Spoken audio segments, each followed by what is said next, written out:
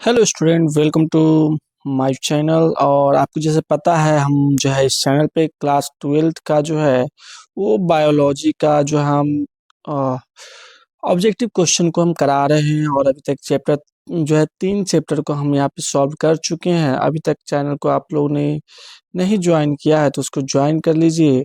और यहाँ पे आप जो है हर आपको वीडियो से 2 से 3 प्रश्न आपको एग्जाम में आएंगे। तो चलिए समय न गवाते हुए चैप्टर नंबर 4 की आज बात करेंगे। तो स्टूडेंट, चैप्टर नंबर 4 जो है जन स्वास्थ्य है, यानी रिप्रोडक्टिव हेल्थ या रिप्रोडक्शन हेल्थ बोलेंगे। और इनसे पहला क्वेश्चन कह रहा है, निम्नलिखित में से कौन तनाव या स्ट्रेस हार्मोन्स है। तनाव या स्ट्रेस हार्मोन, ये प्रश्न 2025 में पूछ चुका है सेट ए में। और इसमें कह रहा है एथिलीन है, GH3 है, IAA है या एब्सिसिक एसिड है। तो जैसा कि आप लोग जानते हैं, एब्सिसिक एसिड को स्ट्रेस रिलीजिंग हार्मोन्स या तनाव रहित हार्मोन्स की संज्ञा दी जाती है। फिर अगला क्वेश्चन है, निम्नलिखित में कौन यौन संचारित रोग यानी STD सेक्सुअल ट्रांसमिटेड डिजीज है। पहला ऑप्शन है सिफिलिस, दूसरा है गोनोरिया और तीसरा ऑप्शन है ए और बी दोनों और चौथा है इनमें से कोई नहीं।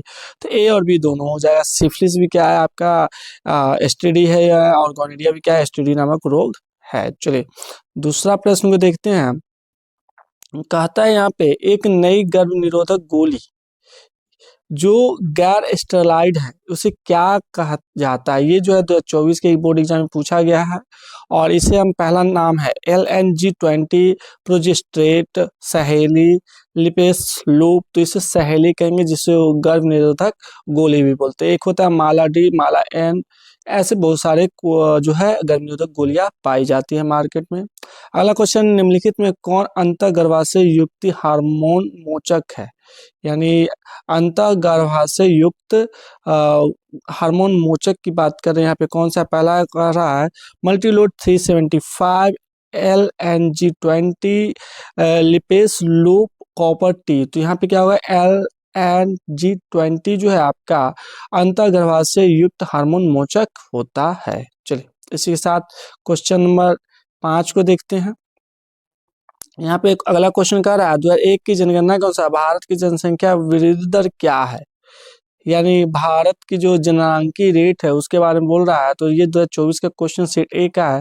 पहला ऑप्शन कर रहा है 1.1%, दूसरा 3.7%, तीसरा ऑप्शन कर रहा है 2%, चौथा ऑप्शन कर रहा है 3%। तो ये क्या कर रहा है, 2% जो है यहाँ पे भारत की जनसंख्या वृद्धि दर थी। अगला प्रश्न है, कह रहा है गर्भ निरोधक गोली में मौजूद प्रोजेस्टेरोन किस कार्य के लिए होता है। प्रोजेस्टेरोन का कार्य पूछ रहा है।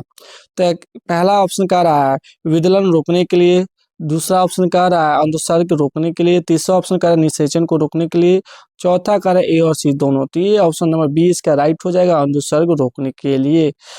यानी option number right B number option हो जाएगा। चलिए इसी के साथ 7वां प्रश्न को भी देख लेते हैं। कह रहा है यहाँ पे जननांग समस्या किसके द्वारा फैलने वाला STD है, यानी सेक्सुअल ट्रांसमिटेड डिजीज है।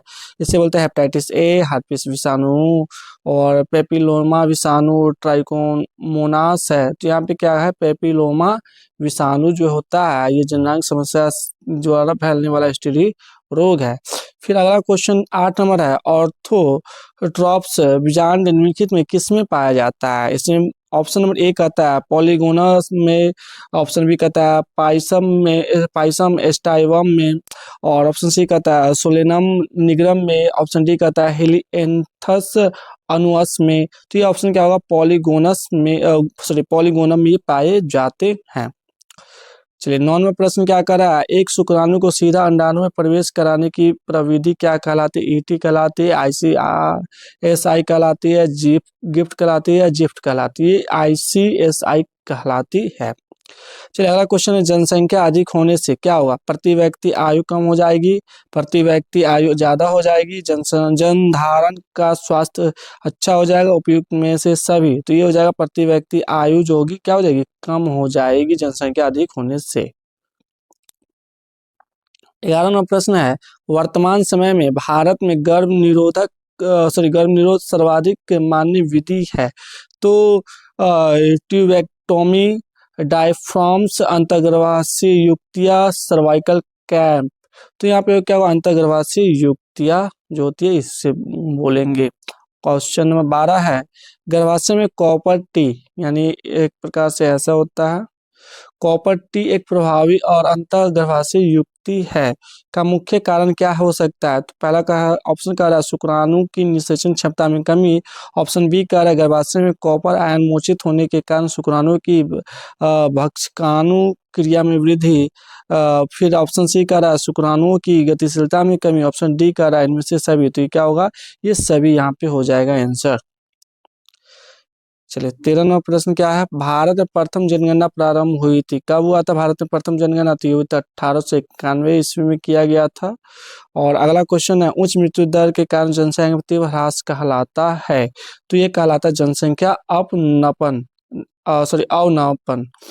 अगला है क्वेश्चन 15 नंबर प्रश्न को देखते हैं, एमनियोसेंटेसिस एमनियोसेंटेसिस यहाँ पे क्या है, एमनियोसेंटेसिस एक प्रक्रिया है, जो कि कौन सी प्रक्रिया है? ऑप्शन सी कह रहा है भ्रूण के आनुवांशिक विकार ज्ञात करने की यह प्रक्रिया है। सहेली जो कि मादा गर्भनिरोधक पुट्टिका गोली है, प्रयोग की जाती है रोज, प्रति साप्ताहिक, तिमाही, मासिक की जाती है साप्ताहिक, सप्ताह में एक बार किया जाता है।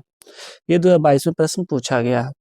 अगला क्वेश्चन है, कॉपर टी का कार्य क्या है? Working of the copper T कह रहा है, तो ये क्या कह रहा है? निषेचन को रोकना, गर्भधारण को रोकना। 18वां क्वेश्चन है, जन्म नियंत्रण की सर्वाधिक उपयुक्त विधि है, तो गर्भपात, मुखीय गोलियां, विरेचन, बंध्याकरण, तो बांध्याकरण इसका आंसर हो जाएगा। अगला प्रश्न हम लोग देख लेते हैं, 19 नंबर प्रश्न क्या कह रहा है? ये प्रश्न कह रहा है, केंद्रीय औषधि अनुसंधान संस्था द्वारा कौन सी गर्भ निरोधक गोली तैयार की गई थी? मालाडी संयुक्त गोली, सहेली निरोधक। तो ये सहेली नामक गोली जो है केंद्रीय औषधि अनुसंधान संस्था द्वारा जो है ये गोली तैयार किया गया था। 20वां क्वेश्चन कहता है, किसी खास समय एवं स्थान में किसी खास आबादी में मृत्यु की संख्या को क्या कहलाता है? तो ये कहलाता है मोर्टेलिटी यानी मृत्यु दर। 21वां प्रश्न है, निम्न में कौन रिट्रोवायरस द्वारा उत्पन्न होता है? रिट्रोवायरस द्वारा क्या होता है? एड्स होता है। कौन सा वायरस रिट्रोवायरस क्या होता है? एड्स होता है। एग्जाम में क्वेश्चन अलग भी पूछ सकता है, एड्स किस वायरस से होता है? तो आप लोग क्या बोलेगा? रिट्रोवायरस से होता है। क्वेश्चन नंबर 22 है, परिवार नियोजन कार्यक्रम प्रारंभ किया गया था, कब किया गया था? 1951 में किया गया था, जनसंख्या नियंत्रण को करने के लिए, जनसंख्या पे नियंत्रण रखने के लिए। तो इसमें क्वेश्चन है, बढ़ रही मानव भ्रूण का पहला संकेत क्या है? तो इसका संकेत है स्टेथोस्कोप द्वारा हृदय ध्वनि को सुनना, इसका संकेत होगा। बी नंबर आंसर राइट हो जाएगा। ऑप्शन क्वेश्चन नंबर 24 है, सहेली क्या है? तो ये क्या है आपका? तो यहाँ पे बात करें गर्भधारण की मुख्य गोली, नॉन स्टेरॉइड गोली, मानव मादा के लिए मुख्य गर्भ निरोधक। तो ये बी और सी जो होगा दोनों आंसर हो जाएगा, यानी डी नंबर ऑप्शन राइट हो जाएगा। चलिए क्वेश्चन नंबर 25 को देखते हैं, परख नली शिशु के संबंध में सत्य क्या है? यानी टेस्ट ट्यूब बेबी के संबंध में बोल रहा है, कौन सा कथन सत्य है?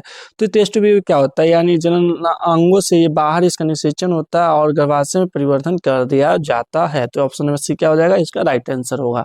26वां क्वेश्चन है, निम्न में से कौन सी जन नियंत्रण युक्ति स्त्री द्वारा प्रयोग में नहीं की जाती, यानी नहीं किया जाता? ध्यान दीजिएगा, वर्ड लिखा हुआ है नहीं। तो ये 2022 में प्रश्न ये प्रश्न अभी तक पूछा नहीं गया है, तो इस बार एग्जाम में आने की संभावना बढ़ सकती है, तो ये निरोध कहलाती है। चलिए 27वां प्रश्न को हम लोग देख लेते हैं, कहता है जननांग मस्सा निम्नलिखित में से किसके द्वारा फैलता है? तो पेप्लोमा विषाणु के द्वारा फैलता है। फिर अगला क्वेश्चन है, परख नली शिशु एक तकनीकी है जिसमें जिसमें क्या होगा?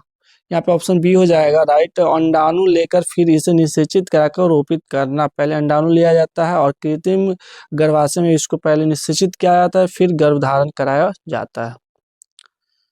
29वां प्रश्न है, जन्म नियंत्रण की एक विधि क्या है? तो ये हो जाएगा आईयूडीएस। आईयूडीएस कौन सी तकनीकी पुरुषों से संबंधित है? तो ये वास्केटोमी होता है, वास्केटोमी। 31 नंबर क्वेश्चन की बात करें, कॉपर टी रोकता है, क्या चीज रोकता है? निषेचन को रोकता है। उसके बाद हम बात करें स्तनपान अनात्व संबंधित है, तो संबंधित है गर्भ निरोधन की अस्थायी विधि से संबंधित है। 32 नंबर के बाद हम 33 नंबर प्रश्न को देखते हैं। जनसंख्या का अध्ययन कहलाता है, तो क्या होगा? डेमोग्राफी कहलाएगा। अगला है मानव जनसंख्या की वृद्धि है, क्या होती है? इनमें से कोई नहीं होगा ऑप्शन। मानव द्वारा कौन सी सबसे बड़ी कठिनता का सामना किया जा रहा है, कौन सी होगी? तो ये जनसंख्या विस्फोट, यानी हमारी जनसंख्या क्या है अभी देखिएगा 140 जो है CR भारत की जनसंख्या प्लस में है, तो ये जनसंख्या विस्फोट का ही परिणाम है। अगला क्वेश्चन है 36 नंबर, संतानोत्पत्ति नियंत्रण में के क्या उपाय हो सकते हैं? तो ये हार्मोनल विधियां हो सकती है, प्राकृतिक विधियां भी हो सकती है, आंतरिक विधियां भी हो सकती है, यानी सभी विधि क्या होगी? राइट आंसर होगा। 37 नंबर क्वेश्चन है, प्रथम मानव जनसंख्या विस्फोट का कारण क्या था? तो कृषि था मानव जनसंख्या विस्फोट का कारण। चलिए इसी के साथ 38वां प्रश्न को देखते हैं। मादा में मुख्य गर्भ निरोधक किसे रोकती है? यानी मादा में मुख्य गर्भ निरोधक रोकने का जो काम है कौन करेगा? अंडोत्सर्ग रोकने का काम करेगा। इसके साथ कुल ये चौथा आपका जो चैप्टर है उसका 38 क्वेश्चन हमने इसका देखे हैं ऑब्जेक्टिव को। इसमें से आपको 2 से 3 या कभी कभी 4 प्रश्न भी देखने को मिल जाते हैं एग्जाम में, तो इसको पूरा आप लोग जरूर वॉच कीजिए और चैनल पे नए हैं तो सब्सक्राइब जरूर कीजिए। तब तक के लिए जय हिंद।